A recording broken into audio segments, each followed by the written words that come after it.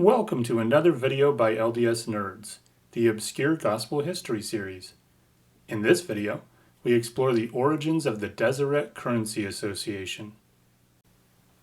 Although the government had been issuing coins and currency from the beginning, there was no official national U.S. currency until the Civil War.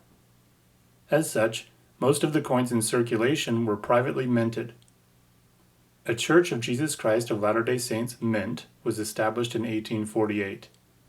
It issued gold coins of various denominations until 1860, and for a short time when coins weren't possible, it also issued paper currency redeemable for gold at a later time. For various reasons, during the late 1850s, the relationship between the United States government and the government of the Utah Territory and the Church at large grew increasingly hostile. Concerned about the way the area was run virtually in conjunction with the church, President James Buchanan chose a new territorial governor for the area. Buchanan started sending U.S. military forces into the Utah Territory in 1857 to install him, beginning what became known as the Utah War. The conflict lasted from June of 1857 through April of 1858. The church's monetary resources had recently been heavily spent establishing way stations, purchasing teams and wagons, hiring help, and towards equipment and supplies for a contract with the United States government to transport mail. This contract was suddenly canceled in June of 1857. With coins in very short supply, the Deseret Currency Association was established by the church in January of 1858 at a special meeting. The association was to produce paper currency, which was to be called Deseret script, to help fund the war. Rather than being redeemable for gold or other precious metals, the paper currency was instead backed by livestock.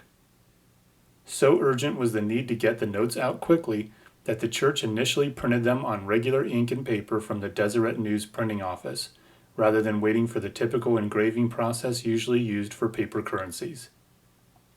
Eventually, proper engraved currency replaced the original paper notes. Acceptance of the new currency was hardly universal, and some sellers and traders refused to accept it as payment for their goods.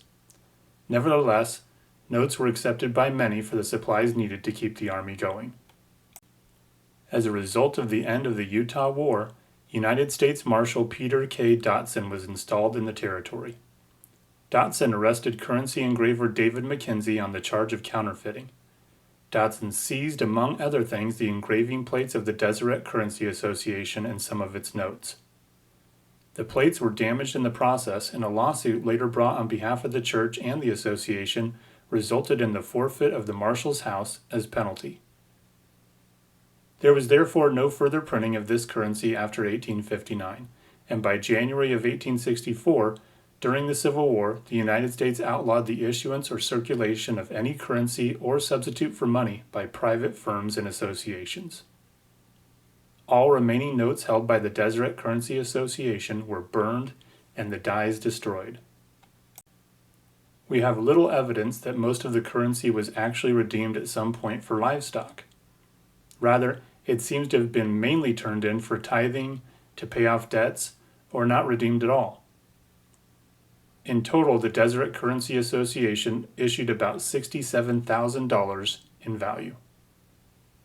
With the actual redemptions rarely requiring a specific physical payout from the church, the notes were essentially a dead asset, albeit one that had served its purpose of funding a standing army and the movement of that army during a time of financial struggle for the church.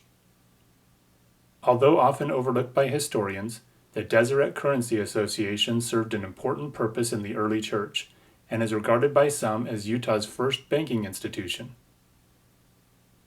That's all for this video. Let us know in the comments other topics you would like to see covered in the Obscure Gospel History series, and please like and subscribe to our channel. Thank you for watching another LDS Nerds creation.